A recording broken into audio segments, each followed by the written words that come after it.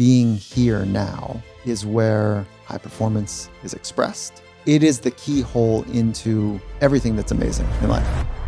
Renowned high-performance psychologist, author, and one of the world's leading experts on the relationship between the mind and human performance, Dr. Michael Gervais.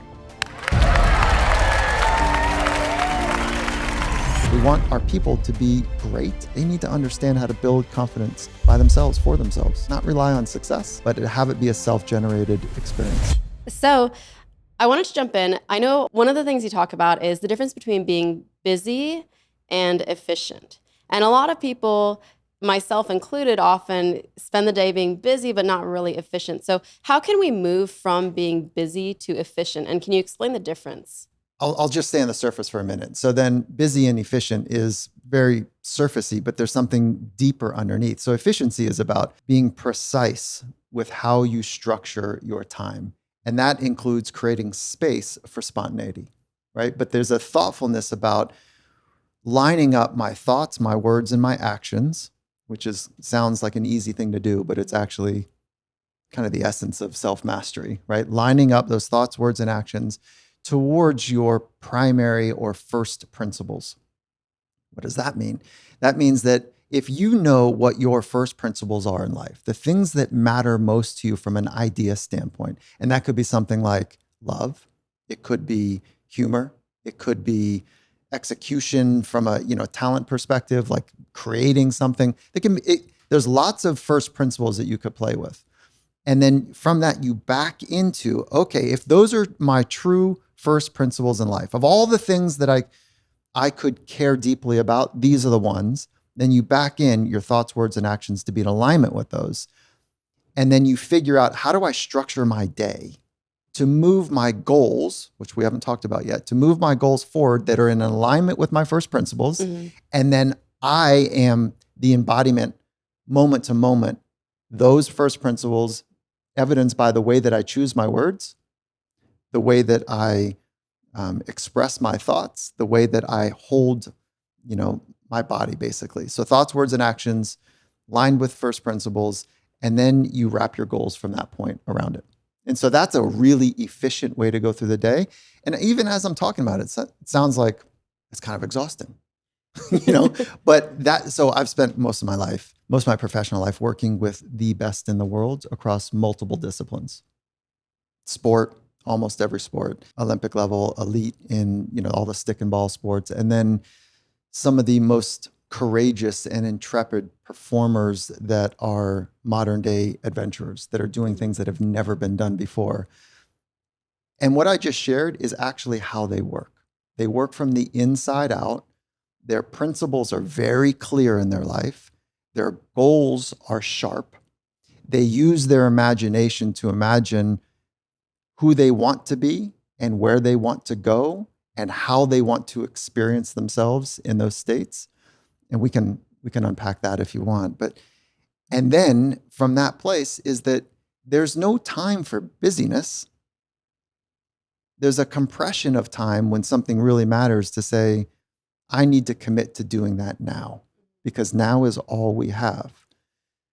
So I'll pause for a minute, because that's actually the surfacey conversation between efficiency and busyness, because right underneath is a concept that ladders to it, which is about being versus doing. Maybe to make things a bit more tangible, I know I'm not like the world-class athlete that you usually work with, but if you were trying to work with me and figure out what are my principles and then what are my goals so that we can work backwards, what are the questions that you're asking me to get there? Like for first principles? Yeah. Okay, so if, like as an easy exercise, you would say something like, to get you started, I would say to you, okay, well, who are the people that come to mind that really inspire you? So who are those? You want to do it now? Sure, let's do it. Who are those people that you say, okay, when I think about people that have done something amazing with their short amount of time on life, these are the folks that come to mind for me. I really like Mark Cuban. Okay. And all of the Shark Tank people. I'm going to meet them for the first time today, so they're top of mind. I think what they've built and the way they've inspired the next generation of entrepreneurs is really cool. I like people in the finance space. People like... Concretely, who? Some of them are controversial, so I feel like if I say it. I mean, Dave Ramsey, for what it's worth. People love him, people hate him, but I do think he's helped a lot of people with their finances. Mm-hmm. Is that a start? That's a start. Okay. Yeah. So let's take Mark Cuban first. Okay. Right? Because that's the first one that came to mind. And then we would say, okay, the exercise would be have like 7, and you can go historical too. You can go back in time to like, I don't know, do you add Mark Cuban and Mother Teresa? Is that the mix? Is it like Mark Cuban and Gandhi? Like you can take it back as well. So you get that kind of round table of people that you say, wow, there's something about each one of these that I have an attraction to. And then right underneath of that, and we'll do that right now, you say, well, what is it about Mark Cuban? What are the principles? What are the ideas that he represents for you? So I think he's very successful in that he's had an impact on people that outweighs the impact that most people will have. Okay, so impact. Impact. So you're defining success by impact. So there's Yes. something important there for you. Success and impact go together. Yes. Okay, keep going. And then I think he's humble. He seems down to earth and approachable. You could Mark go. Cuban is humble? I think so. Oh my God. I actually think Do so. you? Yes. Yeah. Okay, good. I would love to know why I think I'll go first. Go Right? first. I think Mark Cuban is he's big. I see him as taking up a lot of space, and there's no judgment about this. This is the way I feel him. And I don't know Mark Cuban. We've had some email exchanges, but he feels big. He feels like there's a power and a weight behind him. And you can still have humility with that. That never pops for me with him. That's for me, humility is like the number one quality I look for in people. So how do you see it in him?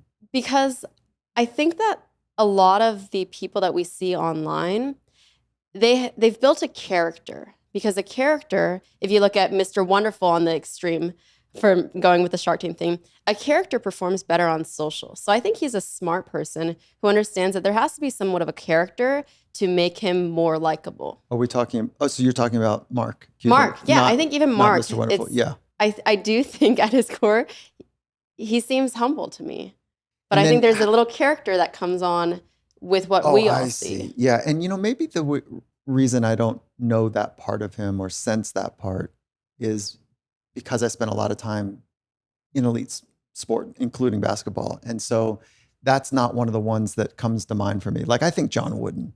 I don't know if you know John Wooden. So he's one of the great, he's a college basketball coach, but considered one of the greatest of all time. And like there's a humility that pours out of him that I can recognize, but I'm not an expert on Mark Cuban by any means. And so this is your narrative. Okay, Yeah. So success is something about impact, and there's a humility that goes with it. Yes. Is that right? Okay. I have a better example because I feel like I have another example I can give you. So Allie Webb. Wait, hold on. It's not better. Are you sure? I think we can just disagree on things Okay. and like see things differently, and like that's what actually makes relationships really interesting, isn't it? What if I said yes to everything you said? Yeah, that would be Boring. boring. Yeah, right. Vice versa too. So if I Okay, we'll keep going with Mark then. if I say something that like you're like, wait, that doesn't make any sense, I would hope that you would say that doesn't make any sense. Right. So okay, so who is the other one besides Mark? Allie Webb. I don't know Allie. So she founded Dry Bar. Oh, I know. They had I know a Dry Bar. $255 million exit. And I met her yesterday for the first time. Hmm. And she was so humble and wonderful and so successful. And I think one of the qualities about her is I like the underdog. I like when people who don't have all of the degrees and accolades succeed. And what is it about that?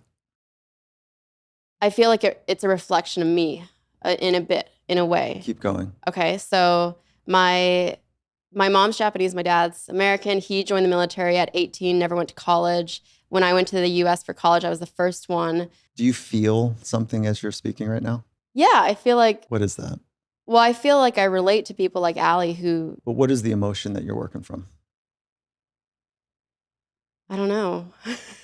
Do you feel it? I feel emotion when I say it. I because- felt it. I saw it as well. So we don't have to actually name it right now, but that is so now you're working from first principle. When we started, it was intellectual. Mhm. And then it's, kind of reduced all the way down to like a heart thump, a heat that happened, a swell in your throat. Yeah. I got a little nervous because I'm not usually this personal. Yeah. Oh, Sorry. Yeah. No, but this is it. This is like, but so this is how you get to first principles, is that you just kind of sift it all the way down to like, what am I doing in my life? And what are the principles that are helping create guidance for me? So the North Star is not the principle. The principles are, how do I manage the decisions of thoughts, the decisions of words, and the decisions of actions to make sure that they are true to the principles that matter to me. And then you put the goals on top of it, like an XXX million or billion exit. That might be a goal. It's actually not the most powerful goal, because the more powerful goals are the ones that you're 100% in control of, right? And so we need a balance between things that are down the road that are really interesting and things that are 100% controllable right now. And that balance is materially important for people that want to live in a way that they feel powerful in life.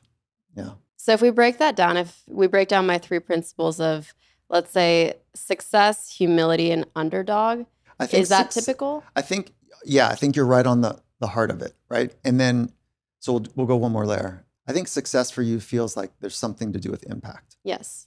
And then the underdog is a bit of it's the scrappy tone of how you are going to birth impact.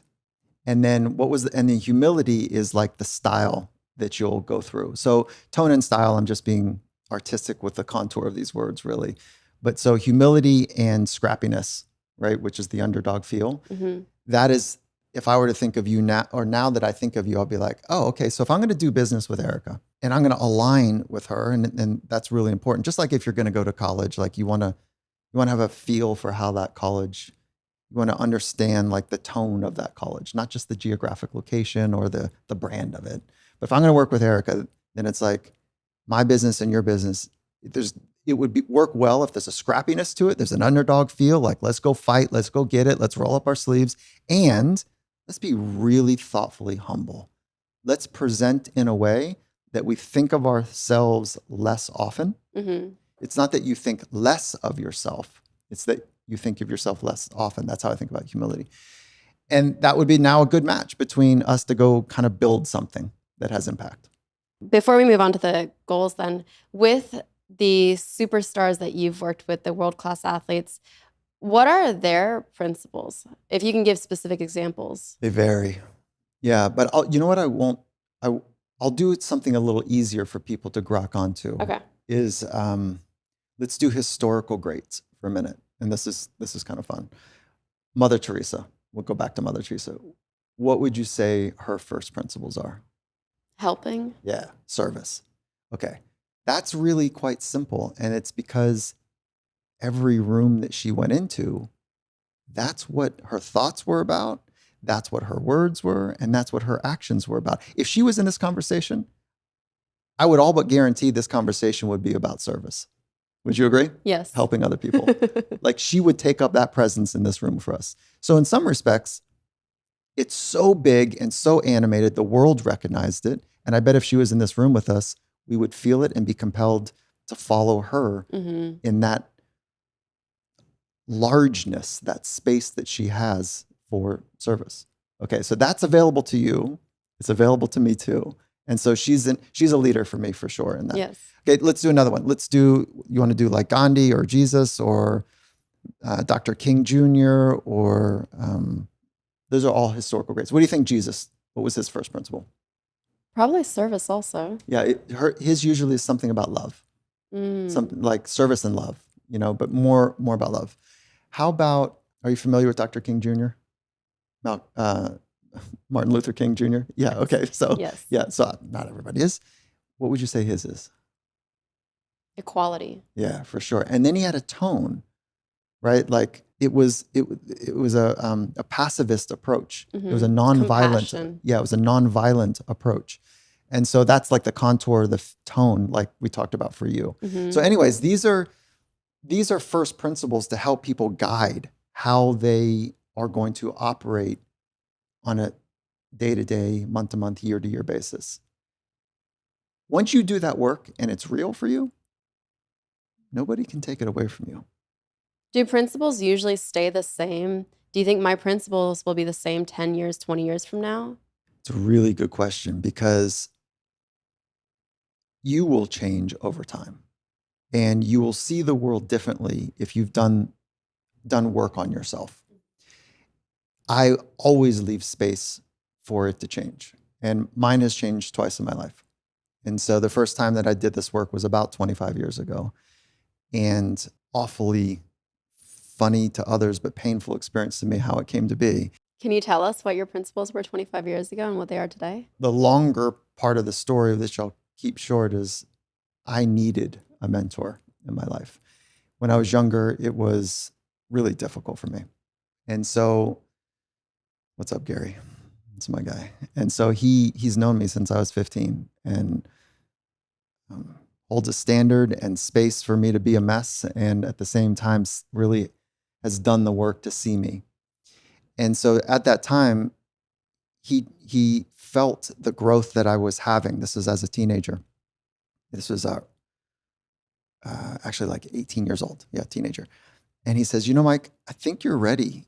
I'd be honored if you would meet my mentor. I was like, wow, there's a grand mentor here? Like, really? And so he said, yeah, I'd be honored if we, could have a meeting, and I'd like to do that. And so I didn't know what I didn't know. And I showed up, and it was this, 3-bedroom, 2-bath, kind of just beach cottage, in Southern California. And she was about 80 years old. And you can kind of get the image, which is shag carpet. The drapes are kind of drawn. It's a little bit dark inside. 1960s contemporary at that time furniture. Not a thing out of place. A lovely environment for an 80-year-old woman that is a wise woman. And we sat down at the table, at our kitchen table, and she was very pleased to meet me. And she says, so Gary's told me a lot about you. And I could feel like, oh, there's something about to happen. And she says, would you like some tea? I said, yeah. And so she's making some tea for us. She puts the tea down, and we're chit-chat during that time. And she says, so tell me who you are. I said, well, okay, well, all right. Well, I would say, and then she pulled the tea back and she looked at my mentor and she said, I thought you said he was ready. Whoa. And I said, I am ready. I am. And I looked over at my mentor and he's looking at me like deflated, like, and so there I am as like this scrappy kind of trying to figure it out 18-year-old. And I didn't pass that test, if there was a test happening. But she's like, okay, sweetie, I'd love to meet with you again.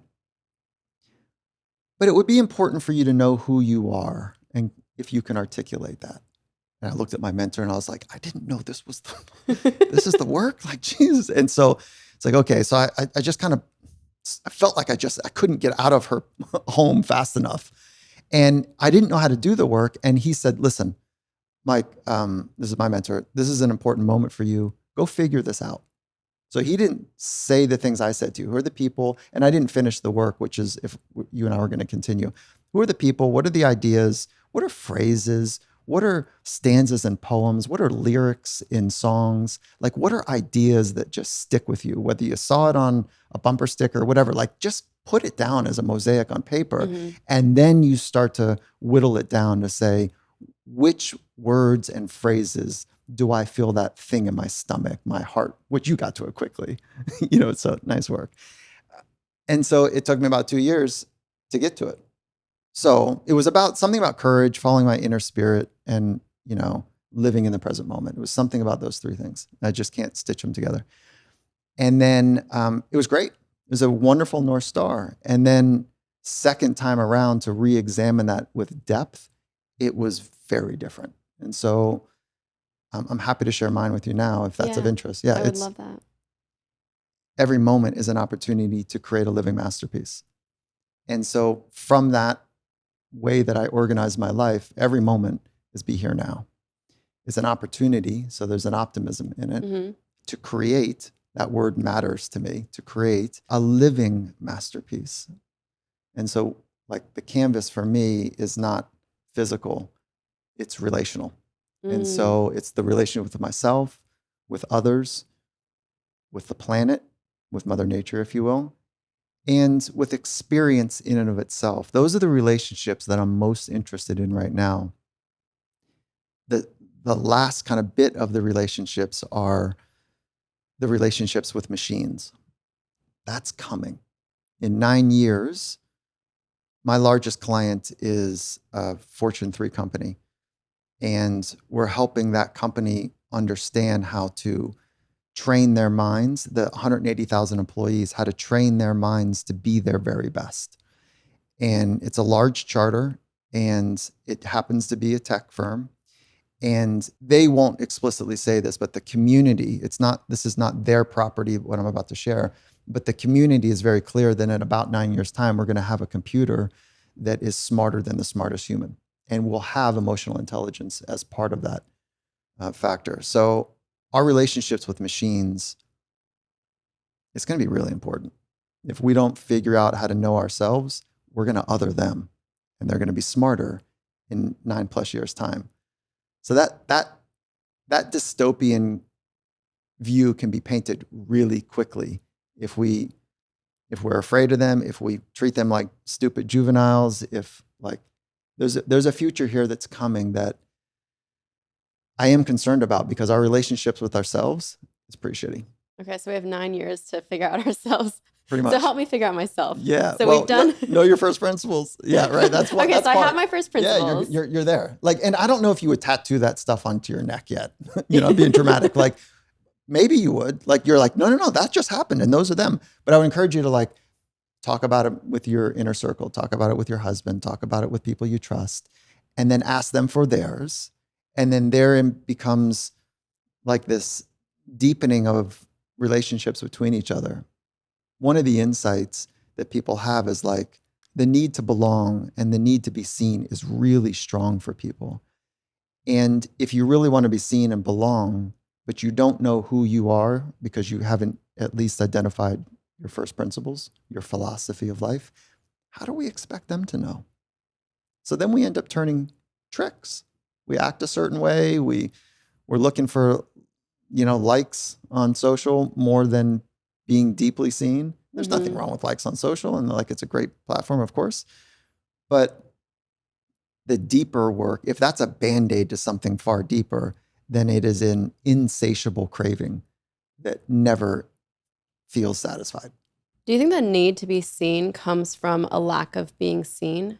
When you look at people, is it typically that they weren't seen as children, and that's why when they grow up, they find all of their validation through the likes and everything on social media? Yeah, I think you're on it. And if you go a couple layers before that, we are inherently, we understand psychology and then how the brain is networked.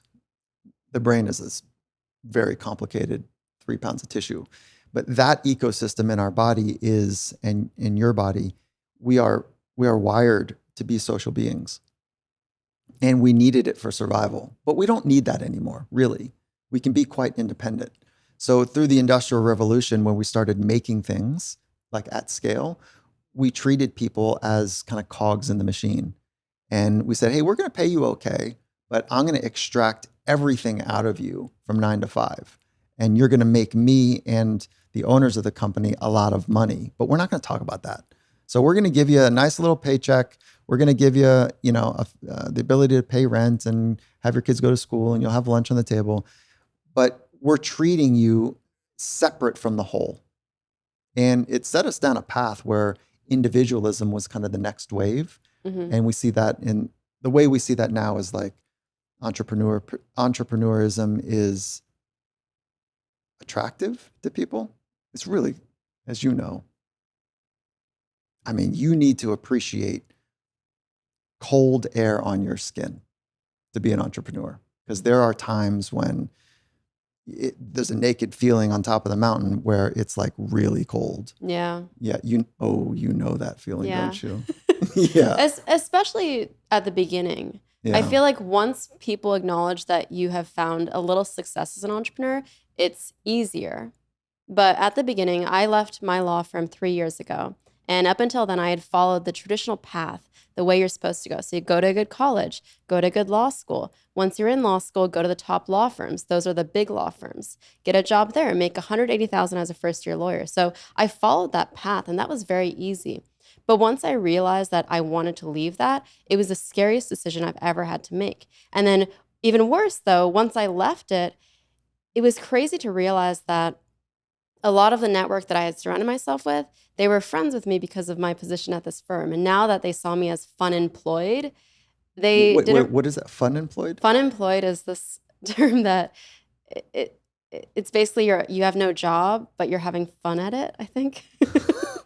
Really? Yeah, but you have no job, but you're having fun at it. So that sounds like I don't know. Is that a contractor? Is that like I don't know, but piecework? I think it's a way, at least the way it was used towards me, it was a way for people to kind of dig at me and not respect what I was trying to build once I quit the law firm. I see. So it was like, oh yeah, Erika's So fun you- employed. Yeah. Not employed, fun employed. Like Yeah. she's chasing something else. Yeah, maybe. Less serious, if Maybe. you will. Mm. But that part I remember was really hard. So the hard part was the social bit? The hard part was quickly losing status and prestige. So Why did that matter to you? because that's what I was trained to think was correlated with success, was There you go. being at the top law firm, getting the top And that came grades. from neighborhood or family, or somebody said something to you once, or a hero of yours? I think wanting to prove myself. My parents worked really, really hard and never. I'm always cautious about how to say this without making I don't want my parents to listen and feel like they haven't made it, but my parents worked really, really hard, and I just wanted to prove myself to them and make them really proud. Mm. There's more emotion there, isn't there? Yeah. I feel so on the spot. Yeah. Oh no, I think what you're feeling is being seen. Yeah. What you're feeling is like being truthful to your unique experience in life. And if we have more people that do what you just did and feel it, and listen, if I stopped talking, you would cry, right? Is that right? Yeah. No. Maybe. Yeah, of course. Maybe. That's how it feels. Like that's the next Yeah. kind of thing that, when we call No it. one asks me this, and I don't ask myself this. So I think it's a unique experience for me to shed off a layer and be asked these questions. So I spent a lot of time in MMA at the highest level of the UFC, meaning championship fights. And after fights, I think the number's pretty big. I'll make this up right now, but 7 out of 10 post fights, there would be an experience, and maybe this is just unique to the camps that I would work on, is that we call clearing the tube. So there's a letting go, there's a release, there's a crying that takes place in the locker rooms. And it's like all this pent up energy that was, we're just trying to figure out how to quote unquote make it. And then if it happens or it doesn't happen, there's a release. So these releases, and I think you said shedding a layer, Yeah. Yeah. is really important because Wow. we carry around so much. If you get me to cry on my podcast, I'm going to be so embarrassed. I helped you. You laughed to make me feel comfortable, and I spoke to help you feel a little comfortable. Yeah. Yeah, no, that's I think an important thing. And your relationship with your parents, it's been the trigger on both times that you felt something. So they matter to you a lot. Yeah. I mean, I've just seen how much they've sacrificed, and I really, my dream right now is to buy them their first home. So I'm working really hard to be able to go there to where they live and just find a house for them and be like, this is yours. That's going to be a really defining moment for me. Awesome. Yeah. What part of the country? They live in Japan. Okay. Yeah. Real estate is not cheap there. No, Mm-mm. but the yen is really weak right now, so it's good. Oh, so you're closer than maybe you were last year? Yes. Yeah, good. What was it like growing up? My dad was in the military, so we moved around every 3 years or so. So we lived in Japan, Germany, a little US. Global citizen. Did you go to school here in the US? Only when I was 7, we moved here briefly, and I think I was here in Boston for 2 years. And then that was the only time until college that I was in the US. There you go. Yeah. So our early years are so informative and they shape us in such meaningful ways.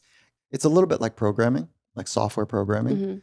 So your parents, well, let's do this. So I'm going to oversimplify how the brain and the mind work together. So, like I said, the brain is the most powerful, quote unquote, computer we have. It's so much more than a computer, right? But it's the 3 pounds of tissue that sit in your skull, and that's the hardware. And then the mind is the software. And the software and hardware work together, just like in any operating system. And your software, my software, was programmed by my parents. Now they're good people. What's up, mom? What's up, dad? And they are not world-class programmers of human potential. So I grew up with kind of patchy, buggy software, like just trying to figure it out as a kid. And there was enough patches that I don't think that you would want my childhood. And I say that because on paper it looked great. It was good. Middle class, everything's kind of put together. But inside, it did not feel that way. There was an emptiness that I worked in. There was an emptiness that I felt. And so looking back, it's not, I wasn't depressed. It was just an emptiness and an agitation. You take those two things and you put it together, and it just was an unsettled, scratchy internal way that I grew up. Then my friends started to kind of get in there and program a little bit. And then like pop culture was programming a little bit. Imagine that software at age 28. That's kind of shitty software. Mm. And so that was my software. And I think that that's the case for most people, is the software is pretty patchy and buggy. And as an adult, you alone have the responsibility to upgrade, to create a software, an operating system that is uniquely fit for you to flourish. Nobody else can do it for you. Your husband can't do it for you. Nobody can do this for you, but nobody does it alone. Okay. So it is your responsibility alone to say, what is the software that I am going to run my internal experience from? What are my thoughts? What are my words? And how are they going to impact my actions? And your thoughts are based on your principles. Your thoughts are based on the skills of your mind to be true to those principles when it's hard.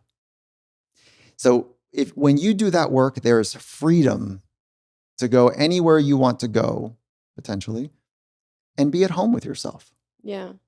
But nobody does it alone, meaning we need each other, but it is 100% and only your responsibility for your programming and my responsibility for my programming. Okay, so let's take this in 2 parts. So one, how do you look and identify the patchiness? How do you look at your childhood or your formative years and say, that is a little patchy, that seems empty? So I think there's 2 ways to think about this. The first is related, but not like ground zero. So the first is, if your life is not squared up that you're going to die, it's probably not a true way of living. So you are going to die. And we say, I'll see you later. We say, goodbye, as if we will see each other at another time. And I'm saying this not necessarily to you and me, but you and your friends. But we don't know. So we use these cultural pleasantries to keep us away from the fragility of life. Your parents are 20 some years older than you, I would imagine. And that means that they're on the last season of their life. So how do you honor that? Buying them a home? Really cool. I bet they'd want phone calls more often. I bet they'd want a handwritten letter. I bet that, they see your success. I mean, look what you're doing. I bet they'd want something a little bit more connected. And listen, it's all cultural. I don't know, the culture of you or your family. So there's a cultural thing in there. But if we don't square our life up with it, we're going to die. Mm-hmm. It's probably not a life that is rich in life. The second is, if we don't know our tripwires of anxiety, if we don't know the things that unsettle us in a way that create an internal state like, this is not going to work out. It's just not going to work out. If we don't know those tripwires, it would be natural and normal for you to live in a highly anxious way. Those tripwires are things that are evidenced of the open code that didn't quite work right. Mm-hmm. So let's say that your husband leaves a toothpaste on the sink. Right? I don't know. We all have, and you're like, Jesus, and it goes into a narrative. I don't know if this is even true by any means, but there's something that he does that is a tripwire for you. And you can do it by yourself, which is like, what are you anxious about? And then what are the triggers for the anxiety? And I'm not saying you are clinically anxious like that. There's a place for that where it disrupts your daily rhythms. It is a disordered way of using your mind. It is a pattern recognition that is quickly in a place where you are so unsettled and so excessively worrying that you are literally unable to be here in the present moment. Okay, so my point is, what are the things that create anxiousness for you? Having so many things on my list to do that I'm behind on. Mm-hmm. And so do you feel your anxiety more in your mind or in your body? In my mind. Okay, so there's two types of anxiety, right? Excessive worry, called cognitive anxiety, and then somatic anxiety, which is like, I don't know, I just all of a sudden my shoulders are up to my ears, or I feel like, my stomach is in knots, or there's some sort of body feeling to it. So you can have one or the other or both. And that's kind of the way in when you recognize that, wow, I am overthinking and like, I just can't quite get this thing out of my mind. I've got 15 things I want to solve and I'm thinking about them so much that I'm not even eating breakfast. Does that sound somewhat familiar? I think mine is just more restless. Like I'll be up at night and instead of going to sleep like I'm supposed to, I'll like think of an idea that I need to write down. So I go to my computer and write it down. And then that keeps happening and I can't go to sleep because I'm in this mindset where I'm thinking about all these things I have to do. And then sometimes I don't go to sleep till like 4 or 5 a.m. because Really? I'm working and I can't go to sleep. So sleep is kind of, we know this about sleep. It's one of the biggest rocks to get in the container. You must know this, right? Yeah. Yeah. And we can't find a disorder that is not related to dysregulated sleep. I'm not saying you have disorders but it's so important to get sleep right. If people want to be better and have a more sense of freedom, internal freedom in their life, sleep is one of those ways to triple down on making sure that resource is in place. And it's consistency and quality of sleep that's really important. So anyways, if you got all those things that are kind of keeping you up and it feels like an anxious loop, welcome to the club. And write stuff down. Yeah. And then you would also want to, what does that do? It takes the invisible, makes it visible. And so you can kind of park it for a little bit. So the writing has been found to be a great evidence-based practice, as well as mindfulness. Do you have a mindfulness practice? I don't. Yeah, so mindfulness is interesting for a lot of reasons, but it is a way to become more aware of the train of thought that you're on. So I love the phrase train of thought because it's so visual. And so if you're on a train that's taking you to a part of the town that you don't want to go to, right? It's a little dark, it's a little scary, it's a little frantic, like recognize when you get on that train. If you only recognize, say there's 36 stops on this train and 36, the train ends and it's not the part of town you want to be in, not the emotional state you want to be in, you can get off on stop 15. You could get off on stop 4. Even better, you could get off on stop 1. And so that's one of the things that mindfulness can do is help us become more aware of the trains of thought that we're having. So one thought leads to another thought, leads to another thought. There's an emotional bedding that takes place with these thoughts. And when you string together many thoughts, you have a thought pattern, a train of thought.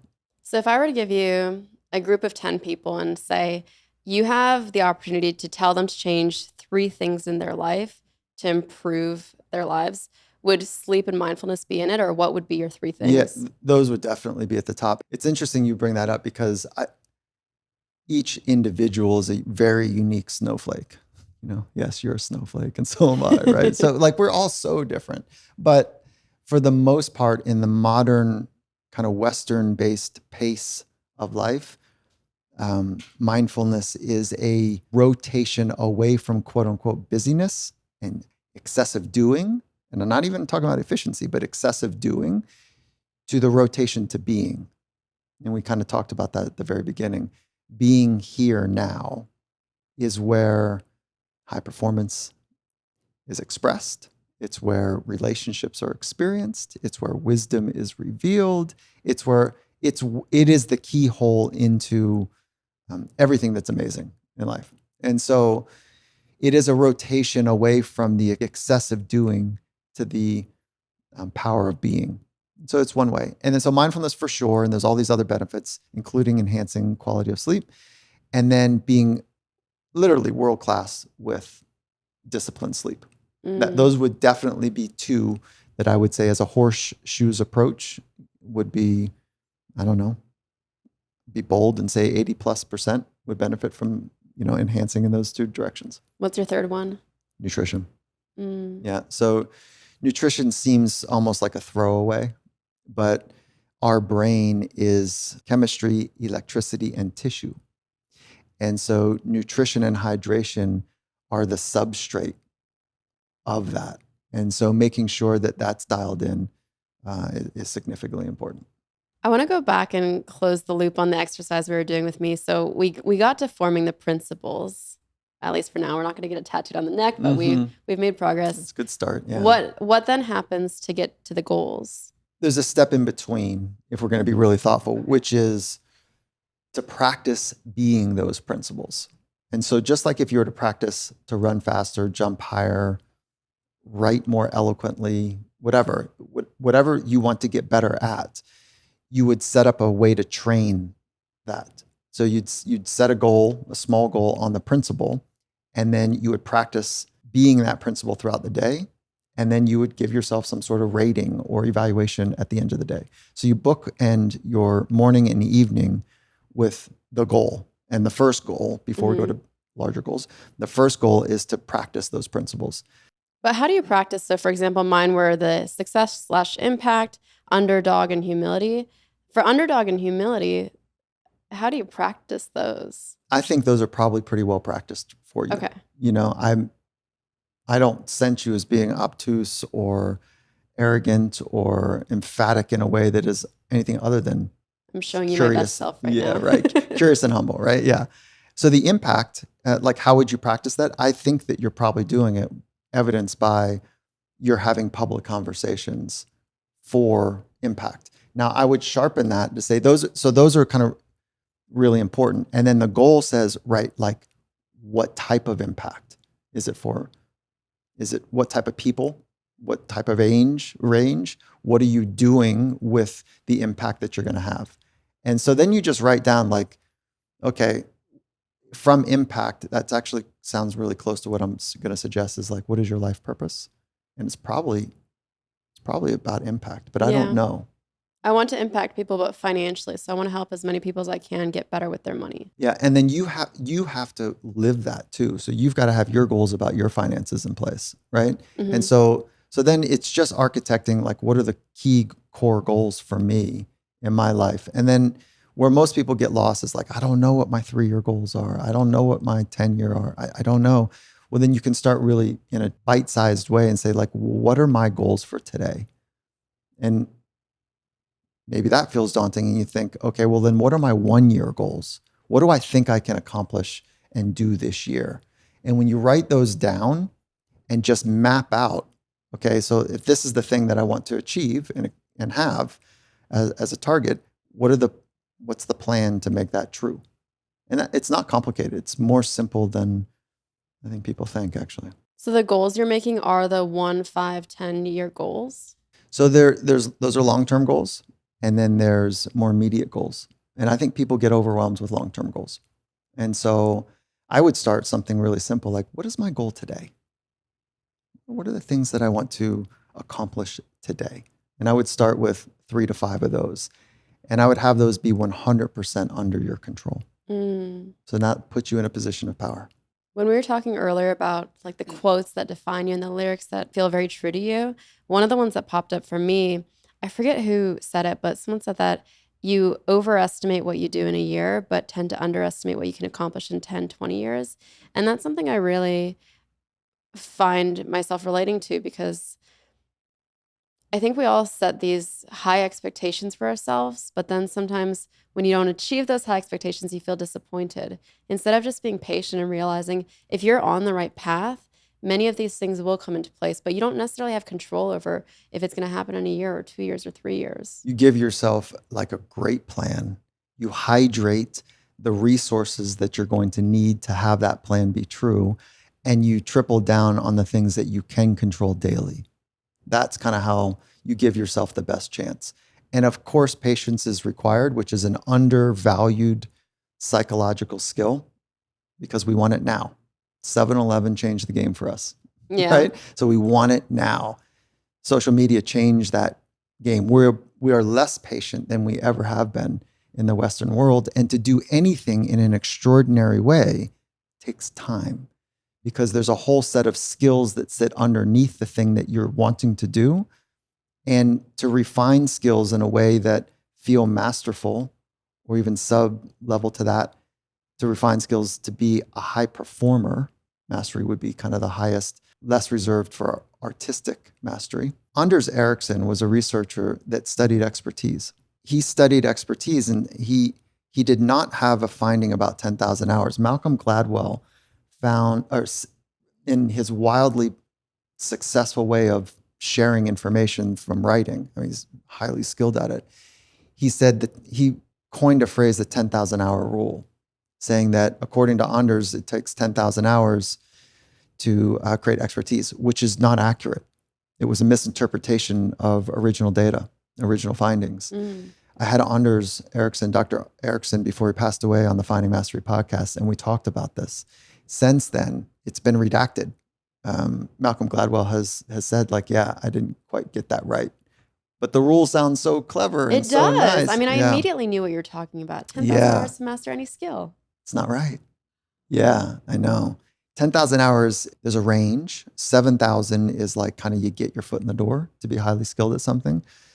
It's closer to 20. 20,000? Yeah, it's closer to 20, which is, more like 20 years of something. If you think about your time, 4 hours a day is the upper limits. Most people, so from a neuroscience standpoint, 90 minutes is the upper threshold that we can manage for deep focus. What are you a master at? Oh, relationships. Yeah. Yeah. I would say the thing I'm interested in mastering is relationships. I wouldn't say that I arrived. That's not. But don't you think you've hit your 20,000 hours already? I've hit 20. Yeah. But that's not up for, a person doesn't declare mastery. It's experienced in some way by others. And then they comment on it. Same as an artist. And maybe true masters will never say that they're a master, because if you say you're a master, you're saying that you've learned everything there is to know. And I don't know if it's very philosophical, but I don't know if you could ever reach that.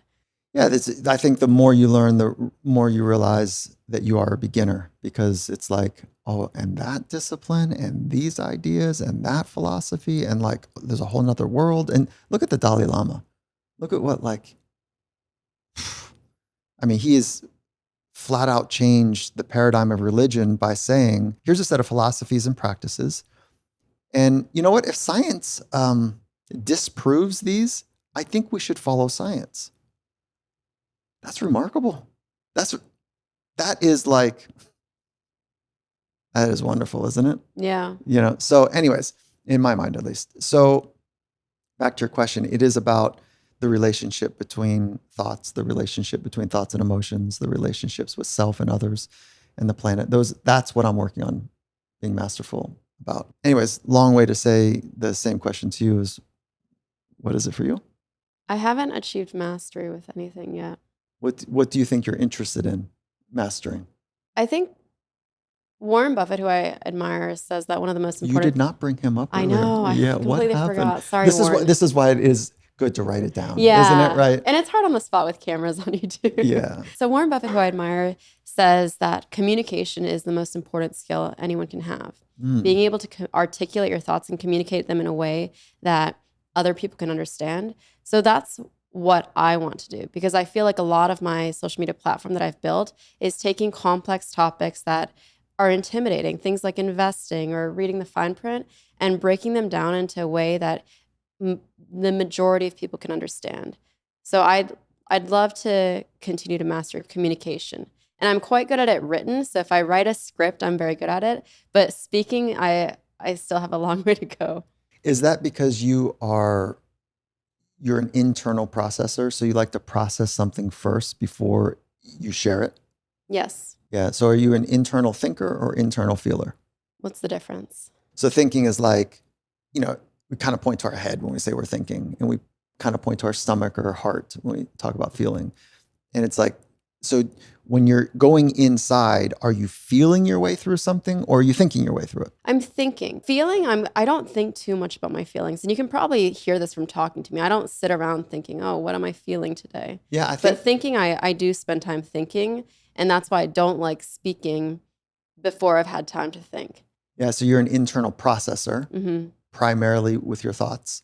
Then when you extrovert your thoughts, there's like a machination that goes on first before you share it. So that's why, like, even this type of, you're putting yourself in an uncomfortable situation doing these types of things, right? Yeah, I'm sweating a bit. All right, yeah.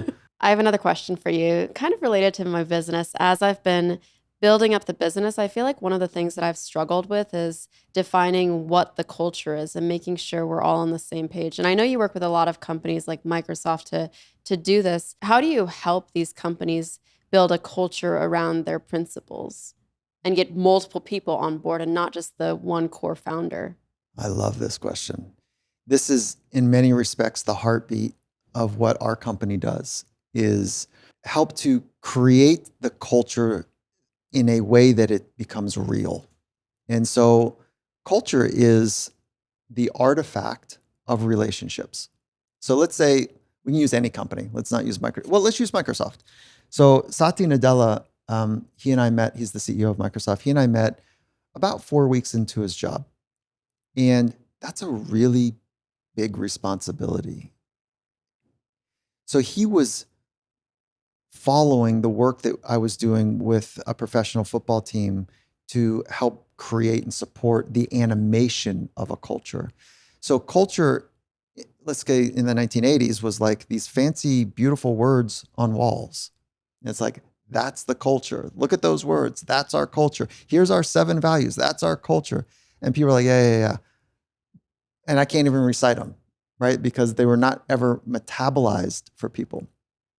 So he wanted to create a culture where people could be their very best and do their very best while inside of the ecosystem of Microsoft.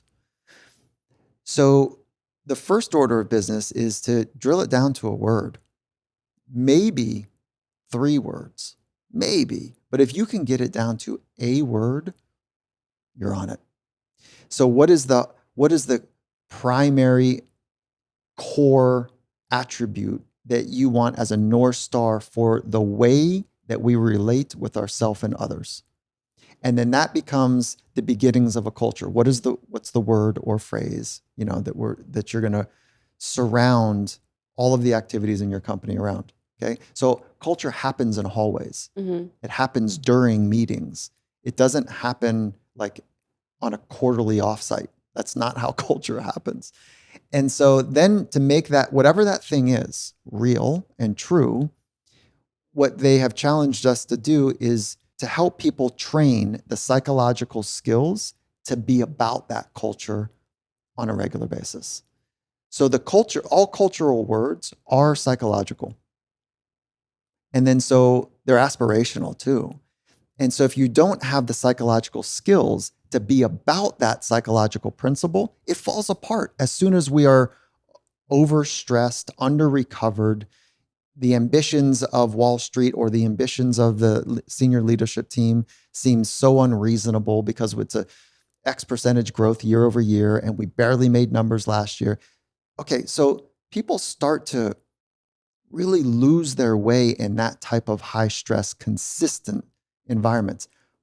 But let's also remember that we're choosing to be in these environments of speed, these electric global companies, or whatever company that you're building as well. People are wanting to be part of it. So I think it's your responsibility to say, okay, then what is the essence of the way that we're going to relate with ourselves? And then you need to backfill that with the psychological skills for them to be about it. The psychological skills of what are your first principles? That is a psychological skill. Knowing the practices to build confidence. Confidence is one of the cornerstones for great performance. And if we want our people to be great, they need to understand how to build confidence by themselves, for themselves. Not rely on success, not rely on a pat on the back from somebody else, but to have it be a self-generated experience. So that's a fundamental skill. Knowing how to be calm, knowing how to use your mind to think about your future in a dynamic, healthy way, knowing how to control what's 100% under your control, and having a best set of practices for recovery. Those are all ways that we support people to be about the culture that the leadership team or the fearless leader as yourself say is the kind of the heartbeat for how we're going to work. So if a company comes to you and says their one word is innovation, how do you build the culture around that? Great. And so sometimes they come with a word and sometimes they say, help us find our way. And so, okay, so they're like, listen, it's innovation. That is our culture here. Great. Okay, so creativity is, I've created something that's new to me. And innovation is when it's new to others. Okay, so we need to kind of get down into the creativity and say, what are the psychological practices and skills to unlock that potential to be creative? How do you unlock that in your people? Well, anxious people don't create very long, for a long time, right? You'll create something that is full of anxiety. So you might create something, you're going to innovate something from an anxious standpoint, but it's not durable. Okay, so how do you work with the anxiety people are feeling? How do you help them recover on a daily basis so they can innovate for the long haul? What are the best practices to put people, even in a physical form, like from the outside environmental conditions, to create and foster innovation? What are the internal skills that we need to hydrate for people to be more creative, a la innovative? So that then it's almost like if you were to say that to us, it's too long for this conversation, but it feels like you're throwing a lob right next to the basket, in basketball, and you're just asking us to go chip jam it. It feels, it's not actually hard, but to do the work and have people do the psychological work, that's a fun challenge. Wow. If from our little mini therapy session we've had, we do that? we did that. Yeah. What would be your best advice for me? What do you think I should be working on? I love that because I'll just kind of back out of it because I don't give advice. Like I don't know what it's like to be you. And I would say that it feels apparent to me that there's an unlock for you to have a more eloquent contact with emotions. And so that I saw it, I felt it, it's all in there. And it feels like that unlock would be probably scary. It would probably feel like, where do I start? But there's an unlock there for you that would be a beautiful complement to the power that you already possess. A few months ago, I hired a business coach for the first time. And as part of the package, you have this alignment session where you talk for like 4 or 5 hours about what your goals are, what you want to achieve. And the process of him digging down and trying to figure out what my motivations were, like when I first said that one of the reasons I work so hard and can work till 4 a.m. is because I feel like there's this ticking time bomb. And the reason is when I see my parents aging, I realize that I have less time than I think to really give them a life that I've always dreamt of being able to give them. And that unleashing of that made me cry so much right now. But I do. Every time I go see my parents, which is maybe once, twice a year, I can sense little things that indicate to me that they're aging. Maybe it's my dad's not walking as well. And that makes me feel like I have to keep working. But my biggest struggle is like, I struggle with, I know if I work till 4 a.m. every day, it's not sustainable. So then some days I have like tons of anxiety and get depressed. And so I feel like I'm not balanced, but there's a ticking time bomb. And I don't know how to deal with that. That is, I think, you're speaking right into the heart of your community as well. Your experience, you're not alone in it. This is what most of us are feeling. And so this is how you'll lead. By being honest, by touching the emotions, letting it move, showing people how to be smart and strong, and having all of the emotions be part of the equation. because what you're talking about, that unsettled anxiety and that over rotation to work and work and work so that one day later you'll buy something, that actually sounds crazy. How do I fix it? I don't know. Call mom and dad today and say, hey, listen, I had this revelation that like I'm tirelessly working because I really want to buy you guys a house. And they'll go, oh, sweetie, like really? Oh my. But I want to do more than that. I want to retire them. I want to like help them with house cleaners and like give them just a really, really nice life. But I don't want it to be when they're super old and can't enjoy that. To oversimplify something, your work is to be more. Not do more, but to be more. So world's best have taught me this, is that they are at the pinnacle of what they're doing. And they said, wait, hold on. I already have enough rings. I already have enough money. What am I doing? They say, you know what? I've got it wrong. I swallowed the pill that I need to do the extraordinary. I need to do the successful thing to be successful. And they flipped it. And the model now is I need to be more present, be more creative, be more authentic, be here more often, and let the doing flow from there.